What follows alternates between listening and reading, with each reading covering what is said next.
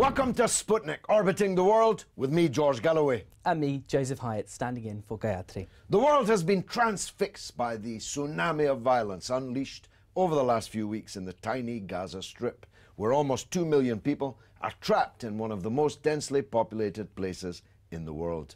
Gaza, long under siege, is now utterly invaded. Thousands of people, most of them civilians, many of them women and children, have been slain or maimed. Hospitals are collapsing, literally under shell fire. UN schools, 6 of them have been bombarded from land, sea and air, with the loss of scores of children.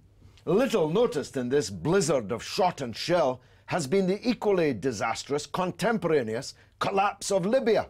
The state appears to have disintegrated, warring militias laying waste to the country, oil tankers on fire in the capital, the death toll incalculable to date. And it's getting worse. Helping us make a sense of it all is leading journalist Hafsa Kara Mustapha, who's reported and analysed for most of the world's top outfits in recent years. Hafsa, let's start with Gaza.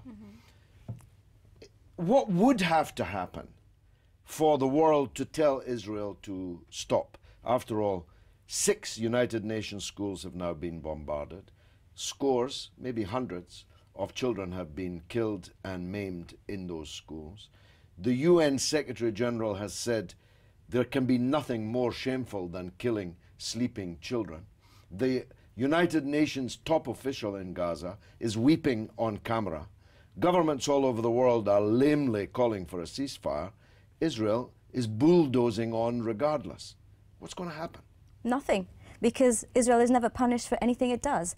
It actually has the green light, in fact, from the international community to continue doing what it's doing. It's had a pat on the back from all the leading international leaders, and therefore it feels it can continue shamelessly, despite all the images, despite all the devastation that we're witnessing. So really, as long as there's absolutely no pressure from any of the leading, supposedly democracies of the world, then there's no reason for Israel to stop. It will continue. It has in its sight the extermination of the Palestinian people, and it's doing it with total impunity. Well, I'll come back to that point in a minute, but within 3 hours of Obama making the strongest condemnation of the massacre in the UN school, he agreed to resupply Israel with the very ammunition which had just destroyed the UN school. What's the US double face on this? And this is when the word chutzpah comes into place, because this is utterly ridiculous and shameful. I don't know. I'm running out of adjectives to really describe the policy of America at the moment. But the BBC, when I was on my way in here for this interview, is still repeating the utterly absurd adage that this operation is to destroy tunnels. The worst aspect of the BBC reporting is that the more criticism it's faced, and there have been protests outside the HQ, and still it's going along that line, which is to actually show the Israeli line of thinking that they're doing this in reaction to Hamas. There is almost no explanation that whatever Hamas is doing, and it's almost farcical what they're doing, it's in reaction to the occupation and the devastation and the suffering of the Palestinian people for the past 7 years. Now, this idea of tunnels is again the joke of the story. We know that Israel boasts some of the most sophisticated weaponry and technology across the region and in fact in the world. So they had all the capabilities to know and to pinpoint these tunnels ages ago without actually having to go in and shell and flatten the entire Gaza. So this is just another excuse for Israel to continue. Now, tell us, moving to the Maghreb, about the situation in Libya. I mentioned in the introduction that whilst all this is happening, and of course big conflicts in the Ukraine and other big international stories, Libya is falling apart. How and why? Falling apart is almost, I mean, now it's a given. We would be tempted to say that Libya is in the midst of a civil war, but that was almost 6 months after the ousting of Gaddafi. Libya is today a failed state. It's run by warring militias. It's been heavily armed during the so-called revolution, which is ultimately a regime change operation led by NATO. Qatar provided and inundated Libya with arms. What happens today, Libya is made up of essentially a very youthful population. The majority of people are under the age of 30, heavily armed, all which have no wish to run a well-structured country. They're just running riot, and each to their own. And it's a failed state. It's the new Somalia of Africa. What are these militias fighting about. It's not even regional, is it? It's not like the east and the west of the country are fighting to separate themselves off from Libya. That would at least have some logic, however bizarre and reprehensible. But it's just militias fighting for power, isn't it, and wealth. I mean, just to come back on one thing, had we not had the example of Iraq in 2003, we could at least be surprised. But we now know for a fact that supposedly bombing countries into democracy doesn't work. So what is happening today was entirely predictable from day one. The minute Western nations, led by David Cameron and Sarkozy, went to the UN for supposedly a no-fly zone, which turned into regime change. Turned into a plenty-fly zone. We knew very well that this would happen. This is what happened when you bomb a country, when there is a power vacuum, and especially a country that was held together really very much by Gaddafi and by his sort of sense of keeping the tribal areas in check. This was inevitable. What the warring militias are fighting about is everything and nothing. They're just heavily armed kids running riot. And on top of the arms that were supplied by Qatar, we also have the arsenal, the national arsenal that was accumulated 40 years by Gaddafi, that is now in the hands of all sorts of warring militias and terror groups that are running riot across Libya and also across the Sahel belt. Is it going to spill over? I'm asking myself, why should it be isolated to Libya? There must be a message going out to other potential so-called jihadis that if you can get your hands on the hardware and get yourself a foreign patron, you could actually carve yourself out a bit of power and wealth. And it's happened already. It happened in Mali when there was the overtake of by Al-Qaeda in the Maghreb in the Azawad region. That was a direct consequence of the arms that were flowing in from Libya. You know, at the time, under Gaddafi, that region, which was slightly in turmoil, there were, you know, aspirations of independence from certain parts, were kept in check. But with the influx of arms flooding into the region, loads of various different terror groups got hold of arms and did what they did. And the hostage-taking in Algeria, in the gas plant of Algeria last January 2013, was very much a consequence of that. Here we had a group that barely had any arms, suddenly found themselves possessing the most sophisticated weaponry that just flooded in, and hence we saw the major hostage crisis in Algeria.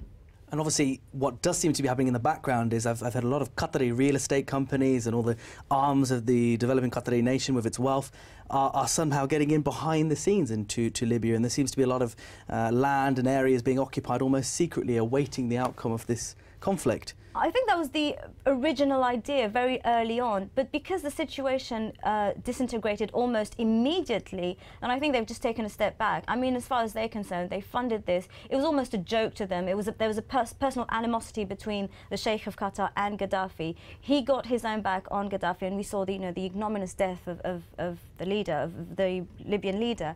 So he got his back. He got his back on Gaddafi, and now really it's irrelevant what they've invested. They've invested in war. They've had their war, and now the rest is on hold. And they've lost it now. I mean, whatever. If their idea was an investment, it's one that's gone bad. It would have to be written off in accountancy terms. Oil production in Libya is now a fraction of its capacity. As I said in the introduction, the oil storage tanks are actually on fire right now in Tripoli, the capital. And the country doesn't look like it's going to be governable in the next 30 years. So they'd have to wait a long time for a return on that investment. I don't think their main objective was in any way investments anyway. But just going back, touching back on the oil companies make a profit either way. You know, if the output is reduced, then the price goes up on the international market. Good point. If there is more output, then they're selling more because other countries that don't produce stock up when the prices go down. So either way, the oil companies make a killing out of this story. You know, ultimately it's Libya that's lost and the Libyan people who've lost out. That's really it. But there can be virtually no foreign presence now in Libya. All the embassies have closed except the British and the Italian. I'm not sure why they are continuing, but everyone else has gone. It's not safe for anyone. The airport is inoperable, indeed is one of the major sites of the fighting, so no one can fly in or out. The US ambassador was murdered by the very people the United States put in power the Al-Qaeda elements in Benghazi. Is anybody making any money out of Libya? Absolutely. The security companies that are going to come in. I mean, as I said, the parallel with Iraq is very obvious. And there are two major sectors that have thrived in the invasion of Iraq, the security companies and the oil companies. Now, you know, move over to Libya, and in order to ensure the output, future output of oil, then that's going to come into the hands of these major security companies that are incredibly successful and make all their money from chaos, essentially in the Arab world and of course in Africa. And Libya is Arab and African, so it really is their ultimate goal and their ultimate dream. Well, I mean, as NATO success stories go, Libya has to be the nadir, at least so far. Hafsa, you're a star. We'll have you back on the Sputnik before long. Thank you very much indeed. Coming up after the break, we'll be discussing the state of human rights throughout the Middle East and the different approach Western governments and media take to case studies like, say, Syria and Bahrain, Saudi Arabia and Egypt. Don't miss it.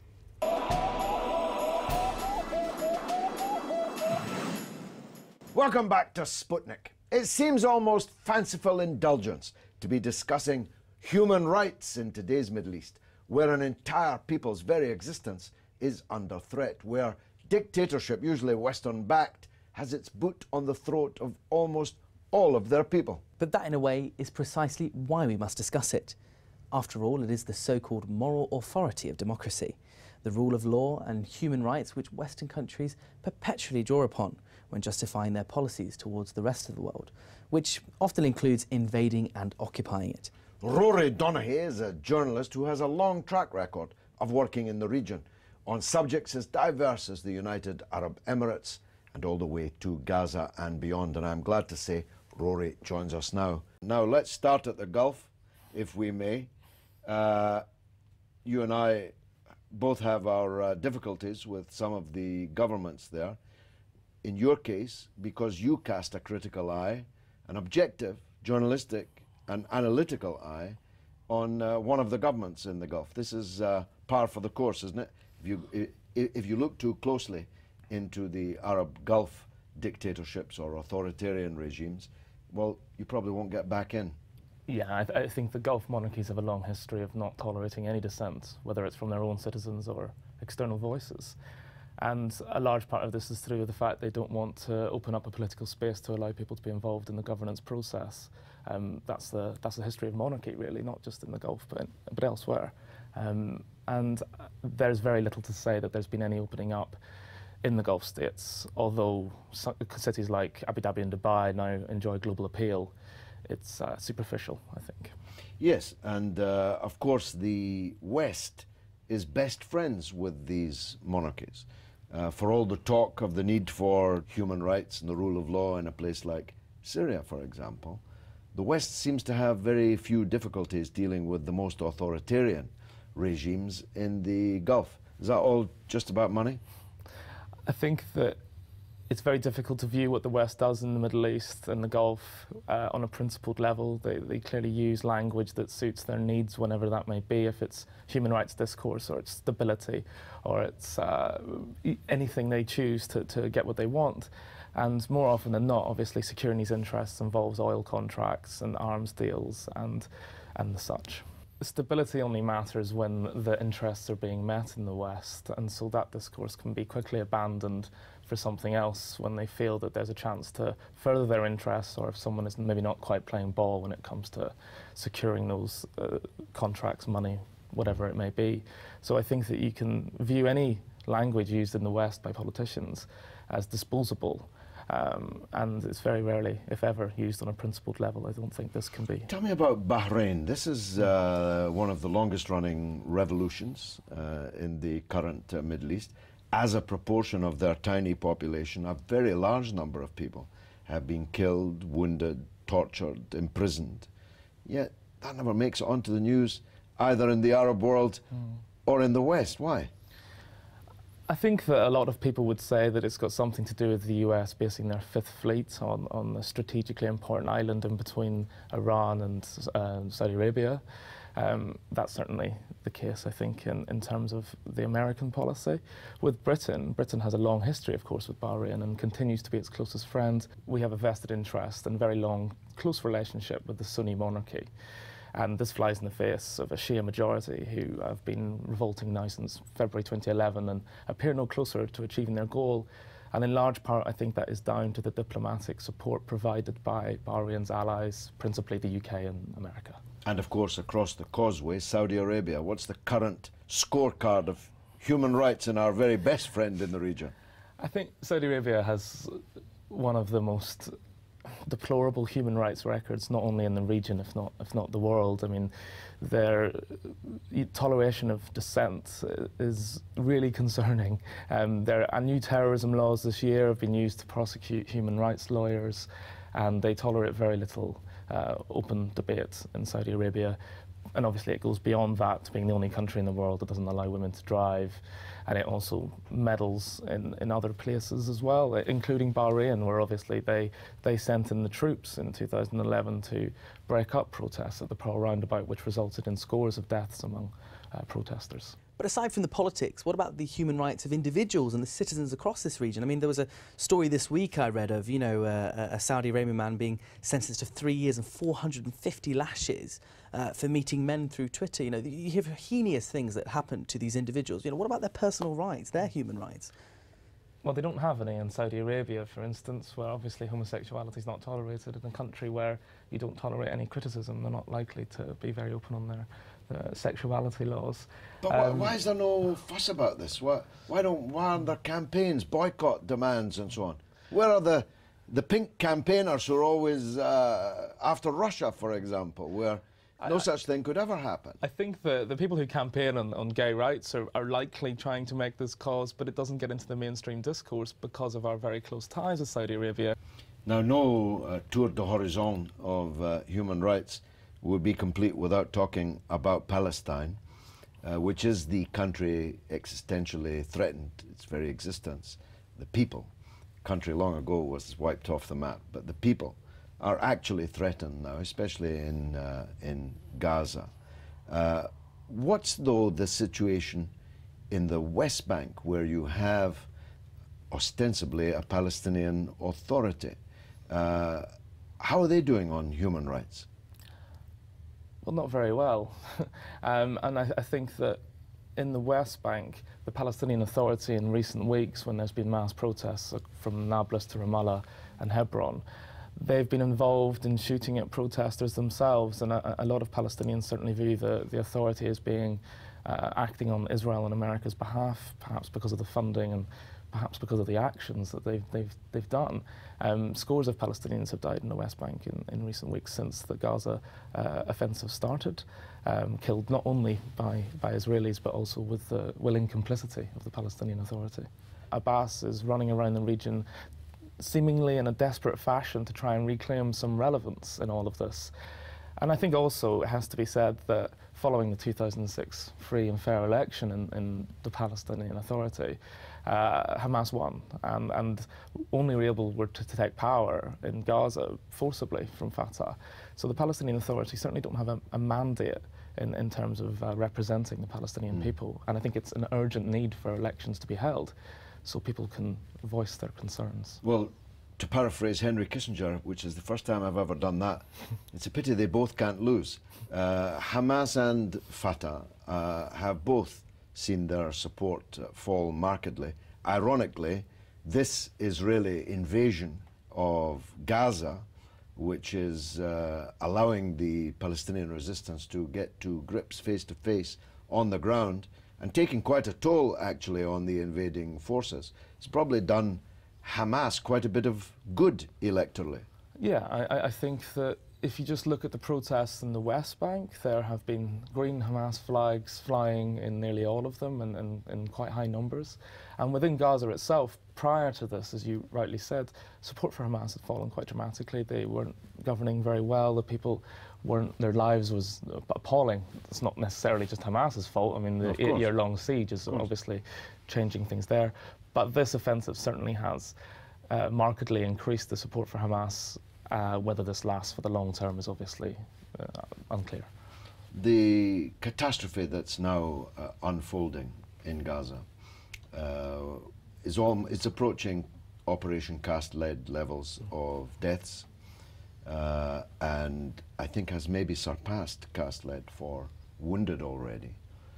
Atrocities like the bombing of United Nations schools and the destruction of the lives of scores of people in them, provoking the normally comatose United Nations even to raise a whimper of protest. How can we talk about human rights when there's actually an extermination going on?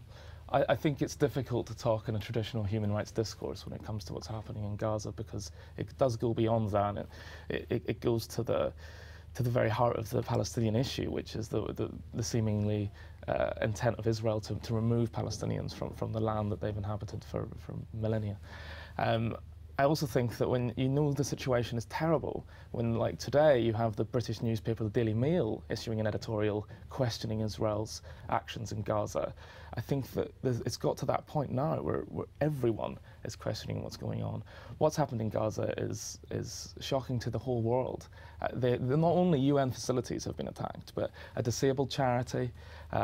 You know, people have been killed. I was speaking. Shifa Hospital. Hospitals have been regularly bombed and shot. And I was speaking the other day to Hassan al-Halak. His family was bombed last week. He was the Gaza Scholar at Oxford Brookes last year.